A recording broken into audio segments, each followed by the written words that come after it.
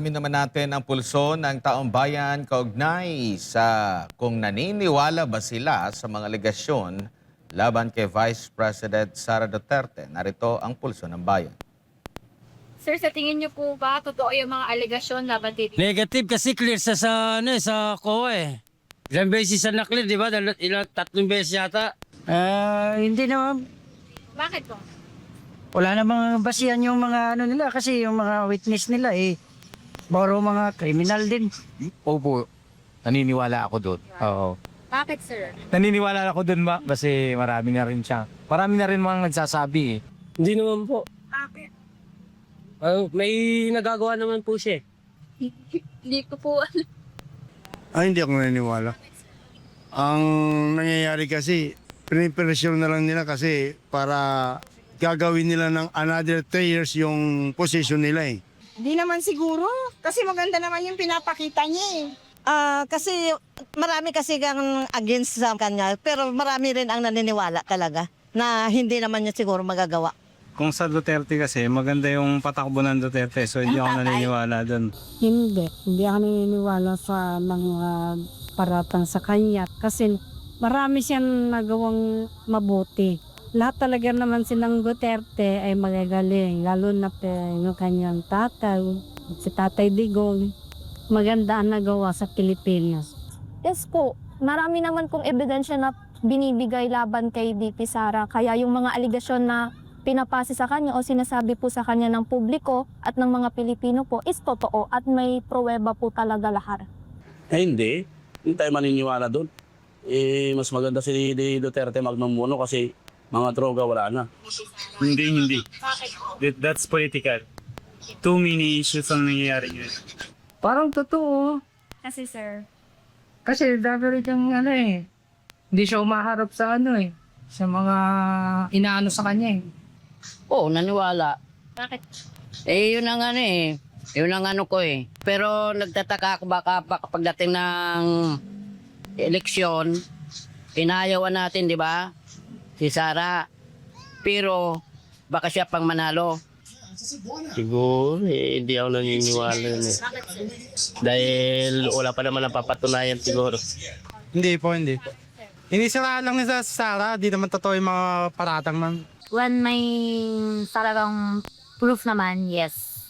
Talagang maniniwala po kasi how can she still defend herself kung meron na po talagang mga proof and evidence?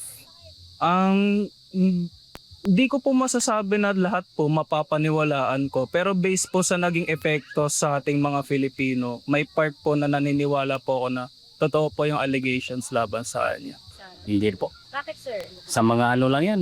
Sa mga tao lang din na mga komento yan. Pero hindi naman natin nasasabing proof talaga na siya ang gumagawa. Wala pa akong masyadong alam eh. Hindi ako masyado manonood ng balita eh. Naniniwala naman pero siyempre kailangan din muna ding litisin yung mga hanapin yung mga mas malaking na walang pondo sa kaban ng bayan. Opo. Kasi sa mga napapanood ko po eh. At di naman po sa pagiging bias o kaya against sa Duterte. Ang narinig ko lang yung sa confidential fund. Naniniwala ba kayo doon? Based sa Evidence. Based sa evidence, oo. Pero possible kasi na ma-manipulated din yan eh. Kasi kapraso lang naman yung tinatanong sa kanya kung saan niya nilagay yung pondo. Hindi masabi kung saan niya nilagay. Maybe yes. Bakit? Kasi para sa akin parang kung siya ay hindi guilty o hindi yun niya ginawa, bakit di niya harapin sa tamang hukuman? Ba't parang lagi siya sa social media nag-express ng kanyang damdamin? So kung wala siyang tinatago, dapat taas noon niyang harapin kung ano man yun. Sa bansa kasi natin nakakalungkot man sa personal na obserbasyon pero labanan na lang ng mga partido sa partido. Both sides naman parehas may tama. So ang nangyayari ay banggaan na lang ng sino magiging malakas sa mga susunod in preparation sa paparating na eleksyon. Pero yung totoong pagmamahal sa bansa, hindi mo na makita sa dalawang side kasi kumbaga pangalan na lang ng pamilya naglalaban, parang gano'n na nangyari which is hindi naman dapat. Siguro naniniwala ako na ganun nga kasi wala namang kakalat kung hindi siya totoo eh. Bakit? Pangit kasi yung ano niya. Basta ayaw ko sa DDS ganun. Hanggat hindi na prove yung yung katotohanan, tsaka hindi siya na talaga proven guilty, hindi. Pinag-aralan naman ng mga ng mga lawyers. Sila yung may kapasidad na patunayan kung talagang nagkasala siya or Sa akin, hindi ako naniniwala. Alam naman natin yung ni Sarah eh. Alam naman natin yung nagawa niya, saka yung nakita naman natin yung paano sila tinitira yung pamilya nila, di ba? Kung ba talaga political, talaga motivated talaga.